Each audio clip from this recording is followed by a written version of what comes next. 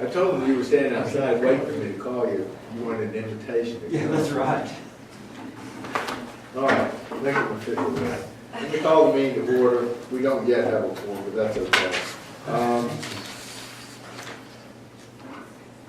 Everybody knows everybody.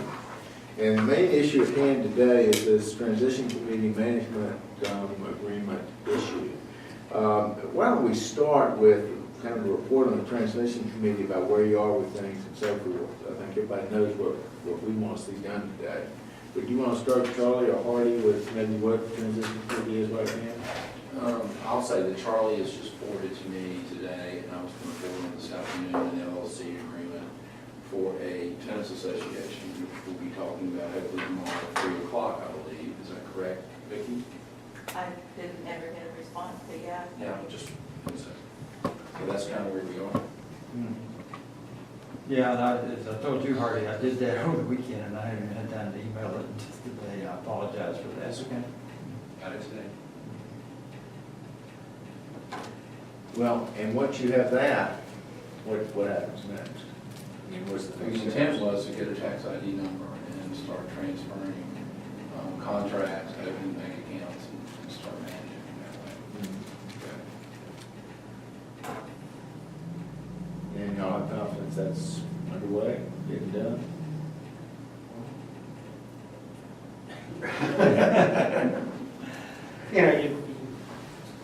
There has to be a structure, that's the first situation to which states can be transferred.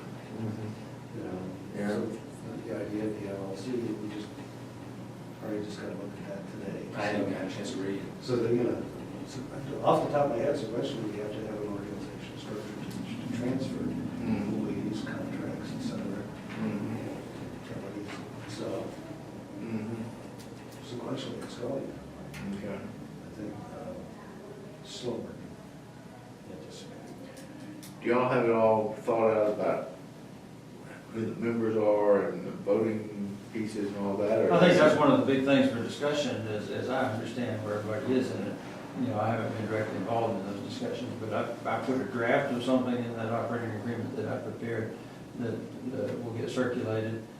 But I think that's going to be the principal topic of discussion in terms of exactly how it's managed and so forth.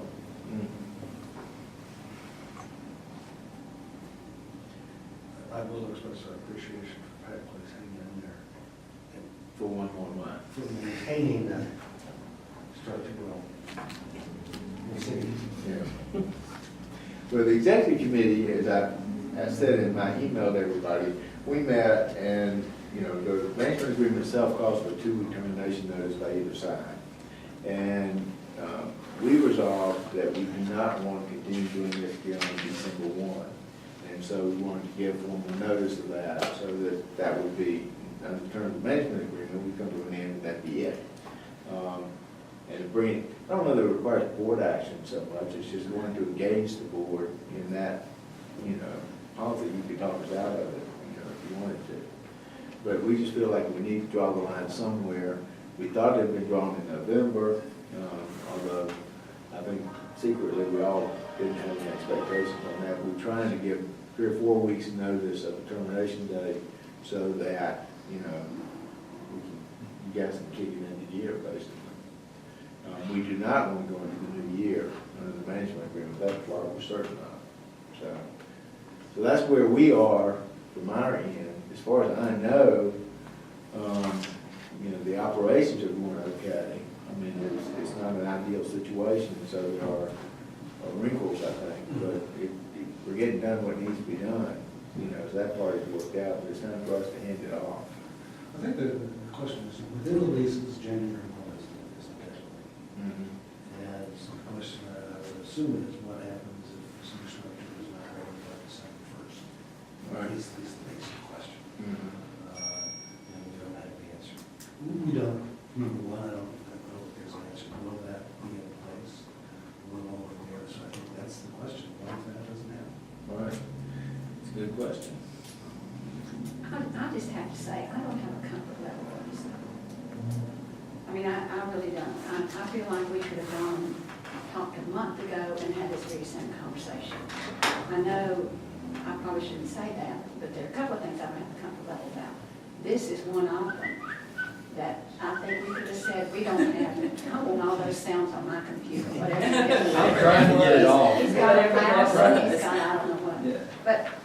But just speaking from someone who comes to a meeting once a month, the things I'm hearing today are the same things I think I heard last month and the month before that and the month before that. We hope this will get together, the partners, the tenants, the partners, the people with the leases. I don't know what kind of things are going on there. I don't have a comfort level with that at all. But my comfort level is that I'm a member of the Pack Place Board, and I feel a real obligation to see that that Pack Place goes forward with whatever we're responsible for doing. I don't mean to be looking at you, John, but I really. I'm closest. You are. I could be looking at anybody, but I just don't have that comfort level. I want to, and while I'm on the subject of a comfort level, I also want, because I may not have enough nerve to say this later, I also want a layman's explanation of the selling of the naming rights to the State Employees Credit Union Foundation for a city-owned frontage or building or whatever. I've read everything that everybody's written about it. I know the city council didn't have a comfort level with it, but it went through anyway. I personally don't have a comfort level with it, and several people know I'm on this board, and several people are asking me, and I would like the layman's explanation of how that could happen. And I'm just going to talk about the elephant in the room, and I probably should have gotten permission to say all that. That with me. Now, you understand that Pack Place had no role in that. I know they didn't, but as a member of the board, people have asked me, Right. they say, Carol, how did that happen? How could a city-owned entity, the naming rights to something that's owned by the city be sold and the money given to an individual group within the Pack Place? I just want to know, just tell me what I need to say. I don't know that I'll say it, but I'd like to know what the explanation thing. So first of all, I don't have a comfort level with the contracts. This partnership going forward, I don't have a comfort level. And I definitely don't have a comfort level with the name, the selling of the name. Well, in terms of the naming rights, what I've told people is that was never a Pack Place asset to begin with. It was never an aspect of Pack Place, and that's a question between the art museum and the city. And Pack Place had no influence, no vote, no anything. That wasn't anything Pack Place was ever involved with. And so, Okay. Does that answer your question? I don't know if it really does. Not really. I understand from Pack Floors place point of view. Yeah. I think that's probably the best I can do. I can assure you that chair of the Pack Place Board heard about it first in the newspaper. So this is not even something that was underway and we were consulted on or anything. And it didn't sound like the city council was brought along with it. And Pam, I wouldn't mind having anything that you could share with us as far as all that happened. Maybe this isn't the right time for that. And maybe we'll never be together again as a group to hear that explanation. We have, an attorney from the city, and we have an assistant attorney from the city. No, this is Nancy, who's with the Okay. museum. She looks like it. I'll ask her all my questions. I mean, I think we'd be happy to talk with you about it. I'm not sure this is the appropriate venue, but the city was aware, and it was part of the lease discussions that were ongoing for close to 2 years, that there would be naming opportunities in the programmable areas that are part of the museum lease definition. So it was, have been under discussion through that whole process for quite a long time. and to your first question, I don't know any of this would It's uncharted waters. Well, I mean, there's naming throughout the city, of course, and the Civic Center being one, and lots of other places in the park and other buildings, the hospital, the university, elsewhere. I City properties, so, understand. and I think I naming understand opportunity, public-private partnership, I you understand. know, I think that's the opportunities is with us. And I was addressing the first one. Yeah, he was addressing that. Not the second one, the first one. That's not for me to, the second one's not for me to discuss. Well, I will say to the first one that we are very interested in resolving this as soon as possible, and have been working pretty hard to try to do that. If December 1st is the date, then everybody's responsible to work to get to December 1st, and I think that's totally reasonable on that place's behalf, and again, reiterate John's, thanks for hanging in as some of the details have gotten aired. Well, good. We have an understanding about that. That's good. First is it. Yeah, good. And we'll need to let the staff know what to expect. That's one big concern that was shared by us with them, is the uncertainty of the whole thing. At least have some idea of what's going on. I know we've got insurance issues for Jeanette and others that need to be addressed kind of presently. Some things you figure out as you go along, but some need to be dealt with now. So having a definite date is very useful for some of these issues, so we tell people exactly what to expect. And I'm not trying to flex them, but I don't want to call it any flexibility in case we're going to have to clinch. An unforeseen situation. We know what the requirement of January 1 might at least with cities. So it might be. I don't want to create this gray period. Just in case we're just asking. Well, and there's nothing that would keep us from revisiting the management agreement or whatever the terms are, at any point in time. I'm just thinking for staff, morale, we know this is what wants to replace. That's all. Yeah. That's all it says. I'm going to tell you, you guys know how you're going to manage the building. You're not going to know what to tell staff, Right? I mean, if you're going to bring in a management company, for instance, that means you don't need staff, that kind of thing. Yeah, okay.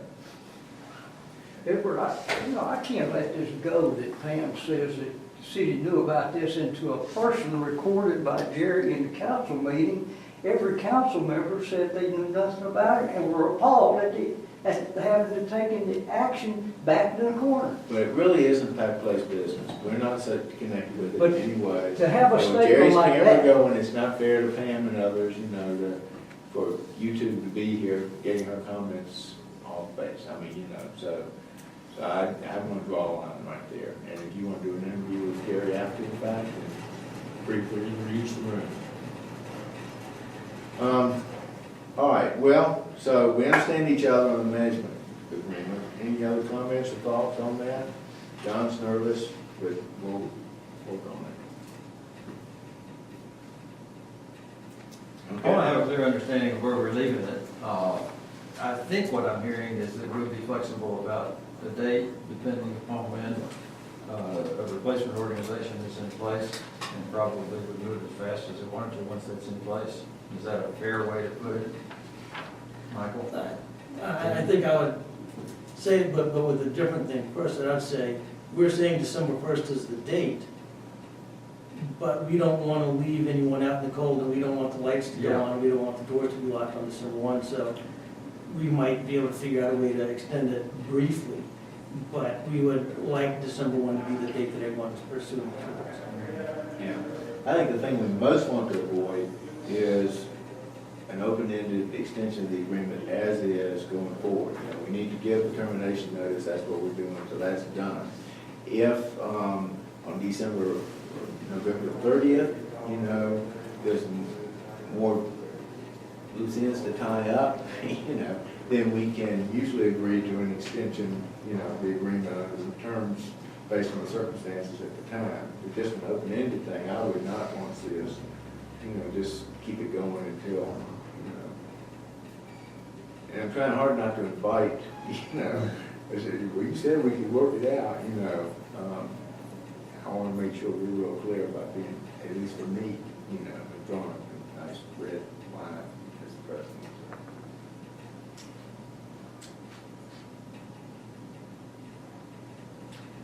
What does that mean for the employees of that place?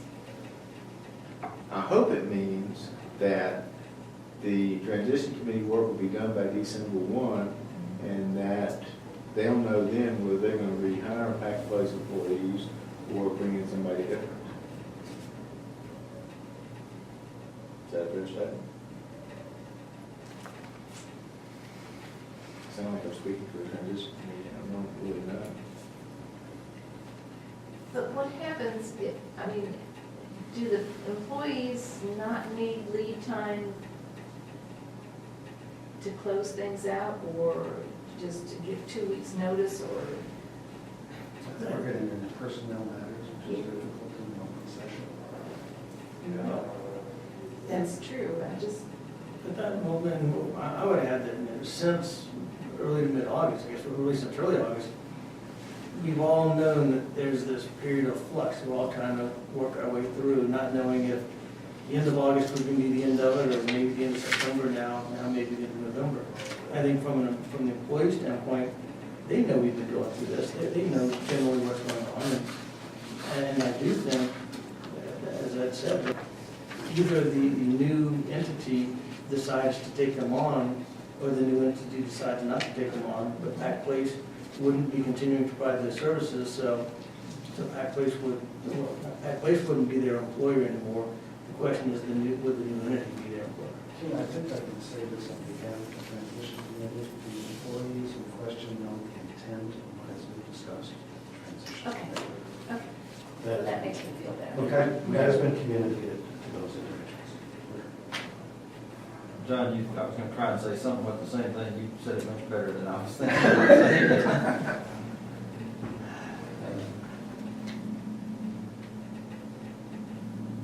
Any other comments on this topic? Questions? Okay, we will proceed. Michael, can you give us a finance report? Yes, I apologize for not having any numbers to hand out, but it wouldn't be terribly informative. We're living hand to mouth, and the bills that we're incurring and paying for staff and for the other costs, we're then passing through and charging the numbers for, I guess, not the former numbers for, and we are reliant on y'all paying those. I think you should have gotten a September bill maybe 2 weeks ago, and that's due, and you should be getting an October bill here shortly. And we will not be able to pay all of our payables if we don't get paid for November also, so I'm assuming everyone will pay us for November too. But it's hand to mouth. And what's coming in is going out. And what's going out is then hopefully coming into it. So, But we're still in the black. We got, we haven't overdrawn the account yet.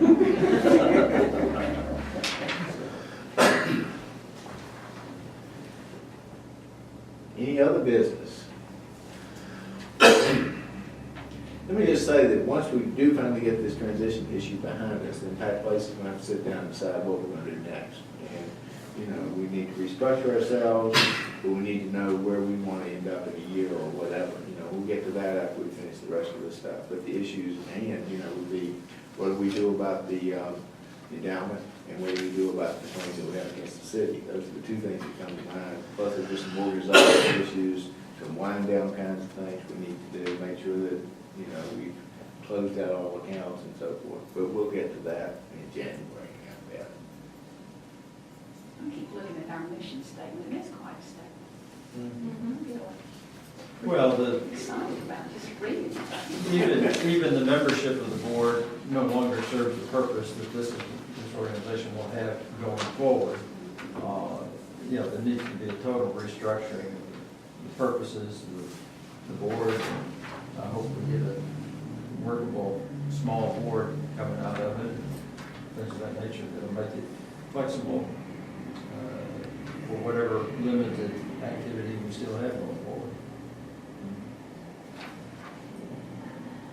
Okay, Carol, to comment about the mission statement. I view that as what Pack Place has done in the last 25 years has absolutely lived up to and exceeded the mission statement. And even though Pack Place is winding down, disappearing as an entity, the organizations are, I think, very well positioned to continue to thrive and do great things. And we hope they all do. And I think all of us each personally, take hope that the organizations thrive and excel. So, Well said. And Carol, that means that somebody else is taking some room, because we're still running these organizations. And Yeah. Oh, by the way, and dealing in your with- day job, And dealing with all this restructuring you is. still have a day job? Yes. Okay. If we could just put that aside for a while, there's something fine. I'll do that. Well, Ken pointed out correctly that we've not been keeping minutes for the last couple of meetings. We didn't vote on anything, I don't think, but nonetheless, we should have. That's not good form. So unless I've got a volunteer, I will take a crack at doing the minutes for today's meeting. Okay? And because I think he's right about that. Luckily, we have Gary's Google, YouTube videos to go back from and reconstruct them if we have to, so it's not lost forever. Any other business, new or old? Then meeting adjourned. And we'll have our next meeting will be in December. I assume we'll have something to do at that time. And see if we can do what we want.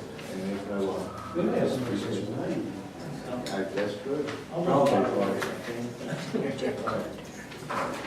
So I look it up under